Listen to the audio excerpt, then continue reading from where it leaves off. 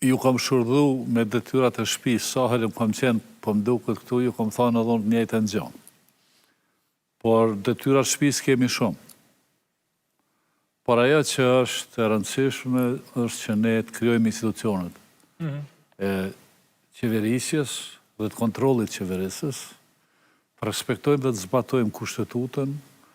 dhe të miremi me vetveten, të miremi me Kosovën, por mbi gjitha edhe të miremi me raportet që po na mungojnë për shkak të sanksioneve, për shkak gabimeve që janë bërë nga kjo qeverisi. Edhe Antonio Costa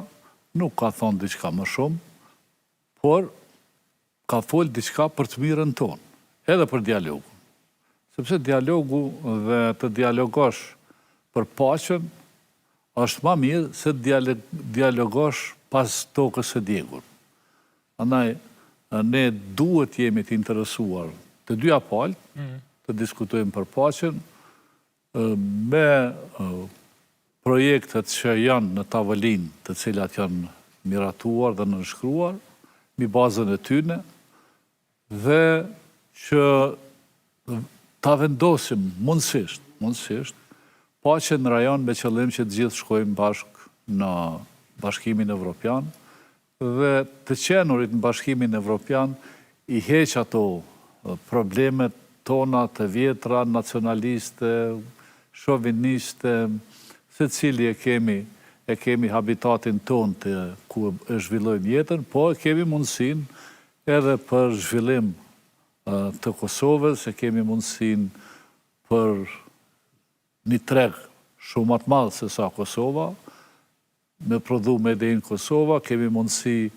për investime të vendeve të Bashkimit Evropian Kosovë, kemi mundësin për të marrë fonde, po kemi detyra shumë të rona për të kry që janë. Nëse s'po flasë hiq për negociatat, për atë, por ambienti do t'jetë problemi shumë i ronë i Kosovës me realizu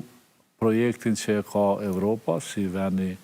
më ambientalist në rrezullin toksor, dhe ky problem ka një kosto shumë të madhe, qoftë për trajtimin e, po filloj nga lumejt, nga ajri, nga këto termoelektronat që kemi që po prodhojnë helm, nga mënyra se si e respektojmë ne vetë ambientin në borin e shtëpisë tonë, pra edhe fillojmë pastaj të tjera që vinë në radhë. I kemi prishë vërtet, është edhe liçejt, edhe lumejt, edhe ajrin. Ajo që deshta të them, edhe diçka saj përket ambientit dhe kësaj kostove, ne që po përpiqemi që të paktën në bujqësi të jemi të suksesshëm, duhet ta kem parasysh që kur Kosova të hynë në Bashkimin Evropian, asnjë mjet bujqësor